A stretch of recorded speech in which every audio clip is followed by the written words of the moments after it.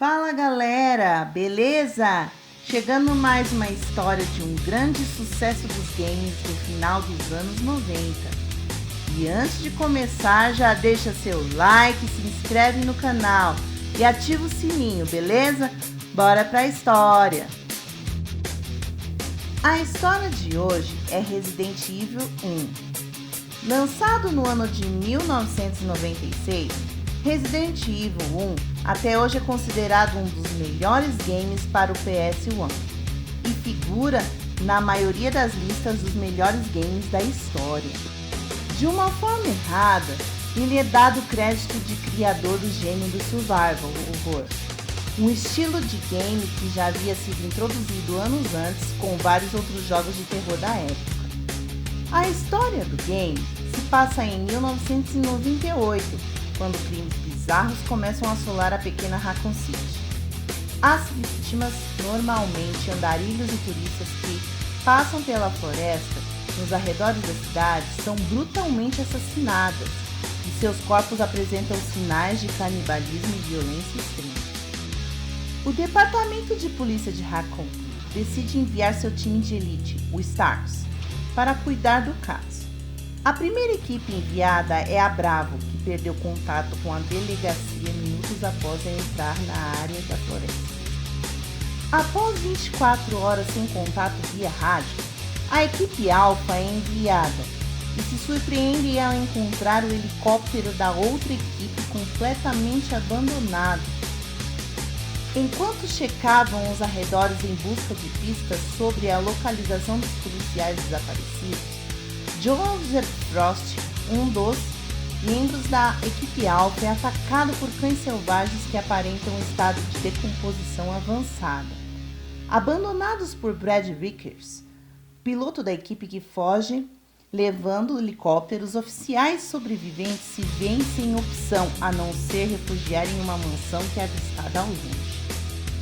É aqui que o game começa.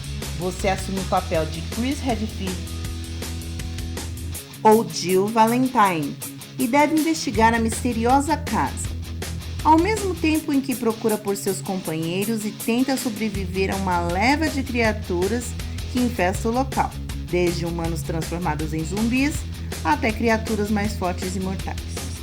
O game também tem versões para Sega Saturn, computadores e Nintendo DS, além de uma nova edição para o PS1 chamada de Resident Evil Director's Cut, que traz muitas diferenças em relação à versão original, entre elas novas roupas e um maior nível de dificuldade. O game recebeu um aclamado remake para GameCube em 2002. A história da criação da Umbrella Corporation da franquia Resident Evil começa muito cedo, lá na década de 60, época em que os cientistas James Marcus Oswald e Spencer Edward Ashford descobrem o vírus progenitor, encontrado em plantas do continente africano, que inclusive eram usadas por tribos para selecionar os seus líderes. Com tanto potencial para mudar o mundo de um jeito ruim, pois se tratavam de antagonistas da série, os três cientistas se uniram e decidiram estudar o vegetal nos Estados Unidos. Anos depois, em 1968, é fundada a Umbrella Corporation, uma gigante da indústria farmacêutica que servia de fachada para os experimentos com o vírus progenitor em humanos, animais e plantas, BOWs, Bioorganic Weapons, armas bioterroristas, em outras palavras. Enquanto os estudos do progenitor continuavam, Edward Ashford é infectado de forma acidental e acaba morrendo.